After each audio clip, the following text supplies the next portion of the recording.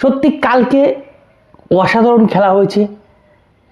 India টিমের যে খেলা কালকে কিন্তু অসাধারণ হয়েছে। এক কথায় আছে না যে একসাথে করি কাজ হারি জিতি নাই রাজ, তো কালকে ঠিক সেই কাজটাই হয়েছে ইন্ডিয়া টিমে। সো ইন্ডিয়া টিমের খেলার কথা তো বলবো, তার আগে ওয়েস্ট ইন্ডিজ বনাম সাউথ আফ্রিকা কি হলো, জাস্ট অসাম হলো।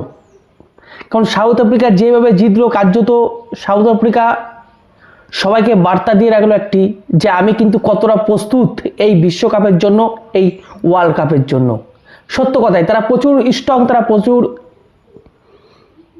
প্রস্তুত, পুরোপুরি প্রস্তুত এই বিশ্বকাপের জন্য। এবং আমার তো মনে হচ্ছে বিশ্বকাপ পাওয়ার জন্য বেস্ট। তারপর এখন তো আসবে ওয়েস্ট ইন্ডিজ। তাহলে কি হলো, ওয়েস্ট ইন্ডিজের কথা কি বলবো না? কারণ যেভাবে রানটা নিয়ে গেল জোসেন হোল্ডার এবং সাপারি,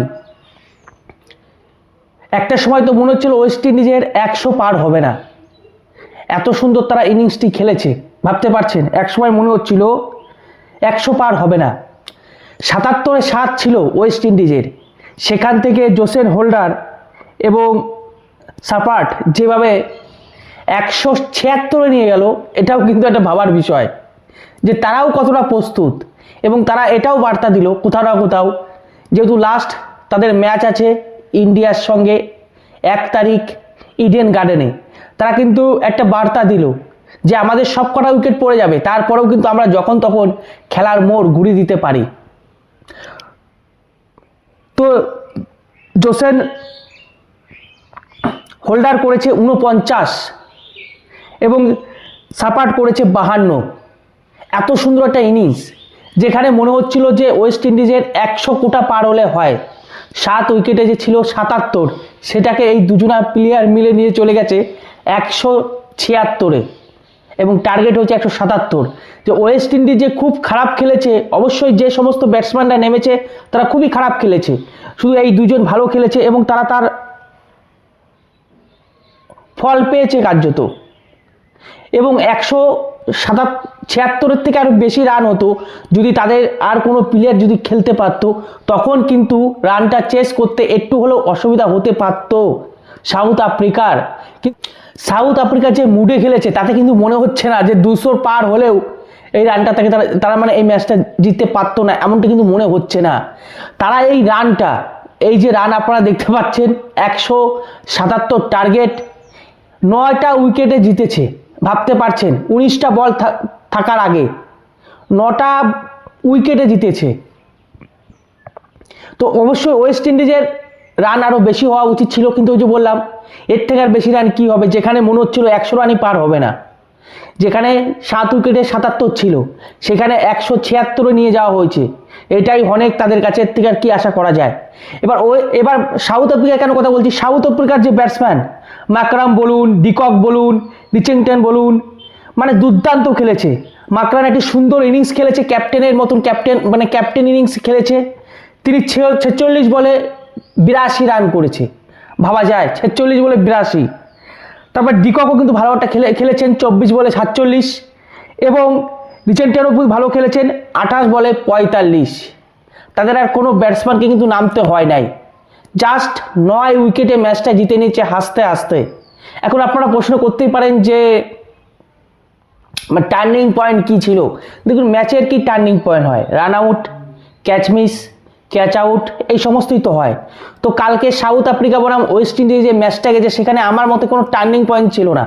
কারণ যেগুলো টার্নিং পয়েন্ট ছিল ক্যাচ, সেই ক্যাচগুলো ছিল অসম্ভব ক্যাচ ছিল। তো অবশ্যই ভারতের একটা সুবিধা হয়েছে, এখন পয়েন্ট টেবিলে 2 তাকান, ওয়েস্ট ইন্ডিজে 2 পয়েন্ট, ইন্ডিয়ারও 2 পয়েন্ট। এখন আর পয়েন্ট টেবিলে কোনো কিছু নেই, এখন ইন্ডিয়াকে ওয়েস্ট ইন্ডিজকে হারাতে হবে, তবে বাস আর কিছুই চাই না, জাস্ট হারাতে হবে, তাহলে ভারত কিন্তু সেমিফাইনালে উঠবে।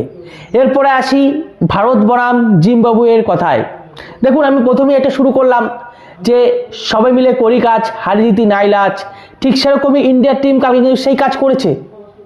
আমি যেটুকু মনে করছি, আমরা চাই না কোনো, আমাদের এতটা আশা নেই যে কোনো একটা প্লেয়ার 100 করুক, এইসব নেই। আমাদের 8টা প্লেয়ার আছে, 8টা ব্যাটসম্যান আছে, তারা যদি সবাই 30 করেও রান করতে পারে, রানটা 240 গিয়ে দাঁড়ায়। তো সেই খেলাই খেলেছে, যেই নেমেছে সেই মেরেছে। কার্যত এখানে আর আমি কী বলবো। এবং ইন্ডিয়া টিমও বুঝিয়ে দিয়েছে যে একটা ম্যাচ হেরেছি মানে আমরা যে পিছিয়ে গেছি তা কিন্তু নয়, তা কিন্তু নয়। অনেকে বলতে পারেন জিম্বাবুই ছোটো টিম, তাতে কী হয়েছে, তারাও তো সুন্দর খেলেছে, তারাও 185 রান করেছে। জিম্বাবুই 185 রান করেছে, তারা যে খারাপ খেলেছে তা কিন্তু নয়, কিন্তু রানটা বেশি হয়েছে। এবং আমি তো আবারও বলছি, সবাইকে এরকম খেলা উচিত।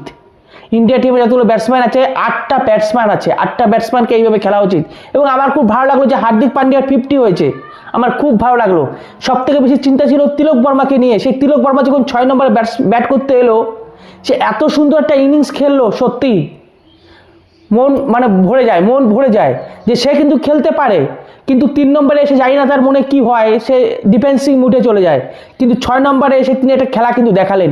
তো এই খেলাটাই কিন্তু খেলতে হবে এই গোটা যতগুলো ম্যাচ রয়েছে, তবে কিন্তু ইন্ডিয়া টিমকে আটকানো অসম্ভব হয়ে দাঁড়াবে।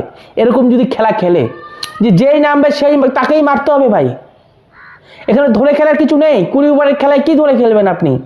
ধরে খেলার কিছু নেই। উইকেটে পড়তে গেলেও, আউট হয়ে গেলেও রান হতে হবে।